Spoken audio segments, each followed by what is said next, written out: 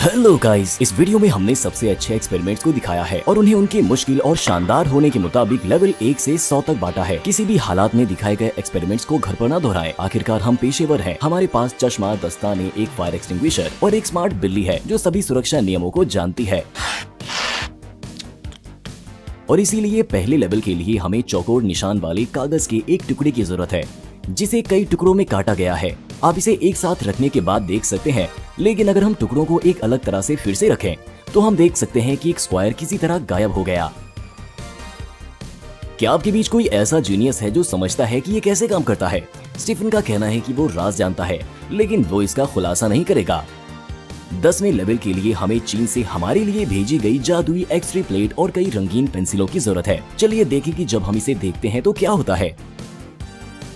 नीचे की सभी पेंसिलें गायब हो जाती हैं और हमें सिर्फ ऊपर वाली पेंसिलें ही दिखाई देती हैं। लेकिन लेंस को 90 डिग्री घुमाने पर हमें सिर्फ नीचे वाली पेंसिलें ही दिखाई देती हैं और ऊपर वाली पेंसिलें ट्रांसपेरेंट हो जाती हैं। हमें नहीं पता कि ये कैसे काम करता है, लेकिन ये एक उंगली से भी काम करता है। लेवल 20, हमें रस्सी पर लटके 2 लाल सेबों को बैलेंस करना है। इस पर यकीन करना मुश्किल है, लेकिन अगर आप सेब के पास मैग्नेट लाएंगे तो इसकी मैग्नेटिक फील्ड सेब को खुद से दूर कर देगी। आप सेब को पाल के तौर पर इस्तेमाल करके मैग्नेटिक प्रोपल्शन से एक छोटा जहाज भी बना सकते हैं। लेवल 30, हमने फार्मेसी से खरीदी गई सुई के साथ एक सिरिंज लिया। सुई को एक आम मोमबत्ती में डाला ताकि उसका छेद पैराफिन से बंद हो जाए और हवा गुजरने ना दे। इसके बाद सुई को हटाकर सिरिंज के आधे से ज्यादा हिस्से में हवा भरी और छेद को बंद कर दिया। अब हमने पिस्टन को दबाते हुए सिरिंज के अंदर हाई प्रेशर बनाया जो एक वक्त के बाद इसे बाहर धकेल देगा और ये बड़ी तेजी से आगे उड़ेगा। वाह, लग रहा है उसमें छेद हो गया। इसका मतलब मोटा कार्डबोर्ड उसके लिए कोई परेशानी नहीं है। थोड़ी सी प्रैक्टिस से हम काफी लंबी दूरी से टारगेट को भेदने में कामयाब रहे और सेब को काफी नुकसान पहुंचाया। ये एक आम जेवरात तौलने वाली मशीन है जिस पर हमने कागज का एक टुकड़ा रखा। कागज में आग लगाने पर हम देख सकते हैं कि ये कितनी तेजी से हल्का हो जाता है, जो लॉजिकल है क्योंकि ये जलता है और सिर्फ राख छोड़ता है। अब हम स्टील ऊन के टुकड़े के साथ वही एक्सपेरिमेंट करेंगे। हमने इसे आग लगाया और ये मत देखिए कि ये कितनी खूबसूरती से जलता है, बल्कि इसका वजन देखिए जो बिल्कुल भी कम नहीं हुआ, बल्कि इसके उलट बढ़ गया। क्या ये कैसे हो सकता है? जलता हुआ लोहा और भी भारी क्यों हो जाता है? लेवल 50 के लिए हमें सादे पानी के साथ एक प्लास्टिक कप की जरूरत है।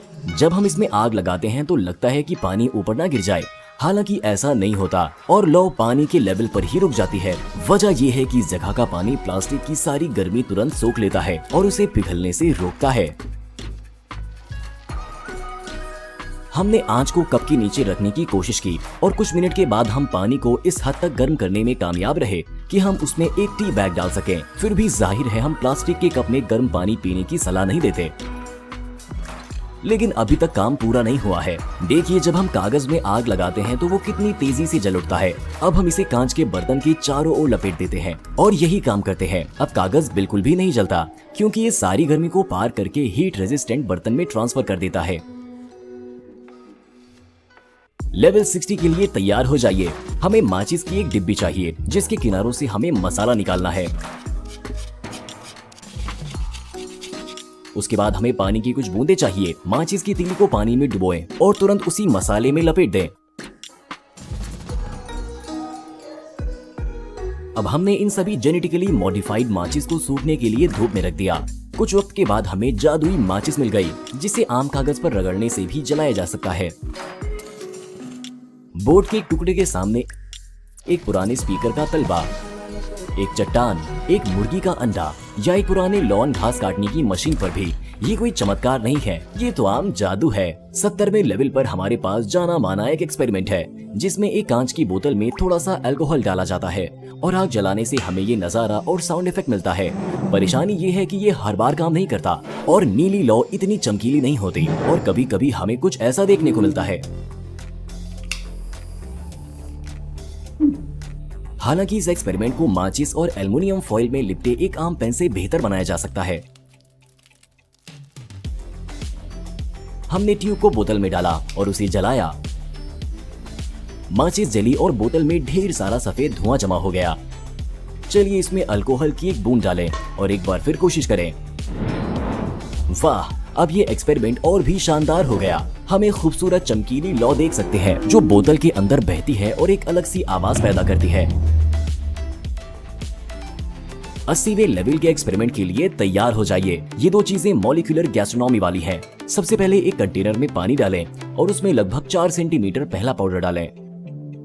इसके गाढ़ा होने तक मिक्सचर को हिलाएं। फिर दूसरे सफेद पाउडर का 3 सेंटीमीटर हिस्सा लें और इसे पानी के साथ दूसरे कंटेनर में डालें। जब सब कुछ घुल जाए तो एक गोल गहरे स्कूप से गाढ़ा घोल लें। नीचे जो लगा हो उसे पोंछ लें और ध्यान से इसे दूसरे घोल में डालें। देखने से तो लगता है कि लिक्विड अभी अभी मिले हैं और उनमें कुछ नहीं होगा, लेकिन चलिए इस पर करीब से नजर डालें कि कंटेनर से क्या निकलता है। ये एक नरम ट्रांसपेरेंट जेली अंडा है जिसमें एक ठोस घोल और लिक्विड है जो इसे फाड़ने पर पता चल जाता है। हमने कोका कोला के साथ भी यही एक्सपेरिमेंट किया। इसे पाउडर नंबर 1 के साथ मिलाकर इससे हमें एक खाने लायक कोक पॉड मिलना चाहिए, लेकिन हमें नहीं पता कि ये काम करेगा या नहीं। ध्यान से इसे बाहर निकालें और ये लीजिए, हमारे पास एक एयर टाइट कोक पॉड है। आप इसे एक बार में खा सकते हैं या सिर्फ पॉड के अंदर से कोक पी सकते हैं। ये वो तकनीक हो सकती है जो फ्यूचर में प्लास्टिक की बोतलों की जगह ले लेगी। आखिरकार ये खाने लायक है। यकीन नहीं है तो ये देखिए।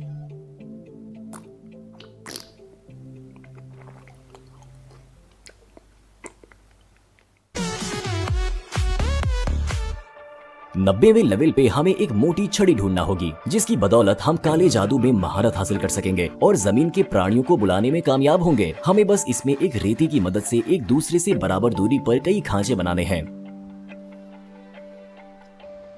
इसके बाद छड़ी को एक तरफ से नुकीला करना है। फिर एक पतली छड़ी या मेटल की ट्यूब ढूंढें। फिर मोटी छड़ी को जमीन में गाड़ दें।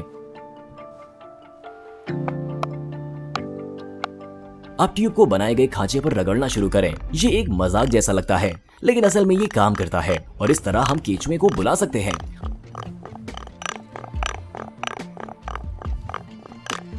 और ये नकली नहीं है। इस शॉट को देखिए। आप अपनी आंखों से कीड़े को जमीन के नीचे से आते हुए देख सकते हैं।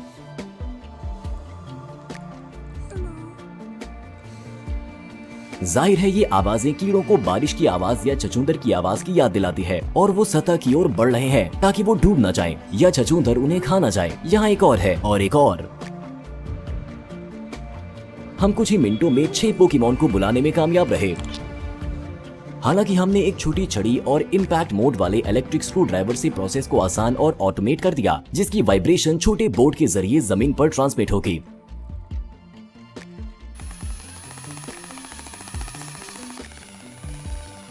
और 30 सेकंड के अंदर हमारा ये मोटा दोस्त जमीन के बाहर आ गया। ये तरीका भी काम करता है। एक्सपेरिमेंट के दौरान एक भी कीड़े को नुकसान नहीं पहुंचाया गया। अब हम मुश्किल एक्सपेरिमेंट के 100वें लेवल पर पहुंच गए हैं, जिसमें हम एक आम ट्रांसपेरेंट जार और मेटल एलिमेंट से एक डिवाइस बनाएंगे जो आम पानी से असली फ्यूल पैदा करेगा। हमें जार की ऊंचाई से थोड़े बड़े 4 घुमावदार रेशों वाले रॉड चाहिए। फिर उन पर एक एक करके नट और वॉशर लगाना है। हमने सभी चीजें एक हार्डवेयर स्टोर से लगभग $2 में खरीदी हैं। 20 मिनट के काम के बाद हमें ये 4 छड़ी मिली जो हमारे जनरेटर का बेस बनेगी। जार के ढक्कन पर छड़ों के गोलाई के मुताबिक 4 छेद का निशान लगाकर ड्रिल करना है। इसके बाद हमने एक कंस्ट्रक्शन रिवेट ली और उसमें से मेटल की छड़ निकाली। बाकी हिस्से को ढक्कन में डाला और इसे 2 कंपोनेंट इपॉक्सी रेजिन से चिपकाया। फिर हमने छड़ों के ऊपर हीट श्रिंक ट्यूबिंग का एक टुकड़ा लगाया ताकि जब उन्हें छेद के जरिए डाला जाए तो वो मेटल के ढक्कन से छू न जाए। प्लास्टिक गैस्केट लगाने और सभी छड़ों के नट्स लगाने के बाद हमें इलेक्ट्रोड वाली इस तरह की एक चीज मिली। फिर हमने तारों की मदद से छड़ों को जोड़े में जोड़ा और जार को डिस्टिल्ड वाटर और थोड़े से ड्रेन क्लीनर से भरा। फिर हमने ढक्कन को उसी जगह पर लगा दिया। किनारे पर AA बैटरी के लिए एक कंपार्टमेंट लगाया और बिजली ऑन कर दिया। तभी इलेक्ट्रोड काम करना शुरू कर दिया और पानी को ऑक्सीजन और ज्वलनशील हाइड्रोजन में बांटने लगा। ये मिश्रण ढक्कन में छेद के जरिए बाहर आता है, जिससे हमने एक मेडिकल ट्रिप ट्यूब जोड़ दिया। इसके बाद हमने ट्यूब की नोक को पानी के कंटेनर में डुबोया और अब सतह पर उबलते बुलबुले देख सकते हैं। क्योंकि इनमें न सिर्फ जलने वाली हाइड्रोजन बल्कि जलने के लिए जरूरी ऑक्सीजन भी होती है, इसीलिए बुलबुले न सिर्फ जलते हैं बल्कि फूटते भी हैं, जिससे अलग तरह की फूटने की आवाजें आती हैं। और भी ज्यादा गैस पाने के लिए हमने जनरेटर से एक पावर सप्लाई जोड़ दी, जो बैटरी के मुताबिक ज्यादा वोल्टेज पैदा कर सकती है और जिससे ज्यादा गैस पैदा होगी। पानी में थोड़ा सा लिक्विड सोप मिलाकर अब हम बहुत सारे गैस बुलबुले इकट्ठा करने और नतीजे की जांच करने में कामयाब होंगे। वाह, ये बहुत तेज लगता है और बहुत ज्यादा शानदार दिखता है। तभी हमने एक छोटा परमाणु मशरूम भी देखा। अगले स्टेप के लिए हमने सेटअप के बीच में एक छोटा जार जोड़ा और उसके सिरे पर एक बेकार सिरिंज की सुई लगा दी। अब हम इसे जला सकते हैं और एक छोटी सी गैस मशाल पा सकते हैं, जो चमकदार पीली लौ के साथ जलती है। अपने छोटे होने के बावजूद लौ इतनी गर्म है कि ये तार सोल्डर को पिघला सकती है और यहाँ तक कि एल्युमिनियम फॉइल भी काट सकती है, जो किसी अच्छे काम के लिए कारगर हो सकता है। अगर आपको वीडियो पसंद आया तो हमारी कड़ी मेहनत बेकार नहीं गई।